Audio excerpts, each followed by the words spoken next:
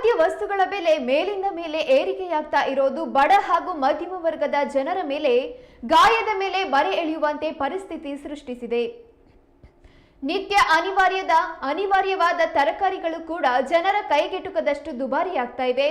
ಅದರಲ್ಲೂ ಅಡುಗೆಗೆ ಕಡ್ಡಾಯವಾಗಿ ಬೇಕಾದ ಟೊಮೊಟೊ ಬೆಲೆ ಕೇಳಿ ಗ್ರಾಹಕರು ಆಘಾತಕ್ಕೆ ಒಳಗಾಗ್ತಾ ಇದ್ದಾರೆ. ಬೆಂಗಳೂರಿನಲ್ಲಿ ಕಳೆದ ವಾರ ಕೆಜಿಗೆ 30 ರಿಂದ 40 ರೂಪಾಯಿಗೆ ಮಾರಾಟವಾಗ್ತಿದ್ದ ಟೊಮೊಟೊ ಪ್ರಸ್ತುತ 70 ರಿಂದ 80 ರೂಪಾಯಿಗೆ ಮಾರಾಟವಾಗ್ತಾ ಇದೆ. ಇದು ಗ್ರಾಹಕರಿಗೆ ನುಂಗಲಾರದ ತುತ್ತಾಗಿ ಪರಿಣಮಿಸಿದೆ. ಬೇಡಿಕೆಗೆ ತಕ್ಕಂತೆ ಟೊಮೊಟೊ ವಿತರಣೆಯಾಗದ ಹಿನ್ನೆಲೆ ಈ ಬಿಕ್ಕಟ್ಟು ಉದ್ಭವವಾಗಿದೆ ಎಂದು ಕೆಲವು ವ್ಯಾಪಾರಿಗಳು ಹೇಳಿದ್ದಾರೆ. ನಮ್ಮ ಬೇಡಿಕೆಗೆ ತಕ್ಕಷ್ಟು ಟೊಮೊಟೊ ಪೂರೈಕೆ ಆಗ್ತಾ ಇಲ್ಲ. ಟೊಮೊಟೊ ಮಾತ್ರವಲ್ಲದೆ ಇನ್ನು ಹಲವು ತರಕಾರಿಗಳ ಬೆಲೆಯೂ ಅಲ್ಪ ಪ್ರಮಾಣದಲ್ಲಿ ಏರಿಕೆಯಾಗಿದೆ. ಬಟಾಣಿ, ಬೀನ್ಸ್, ಕ್ಯಾರೆಟ್, ಬದನೆಕಾಯಿ, ಮೆಣಸಿನಕಾಯಿ ಸೇರಿ ಹಲವು ತರಕಾರಿಗಳ ಬೆಲೆ ಕಳೆದ ವಾರಕ್ಕಿಂತ ಹೆಚ್ಚಿದೆ.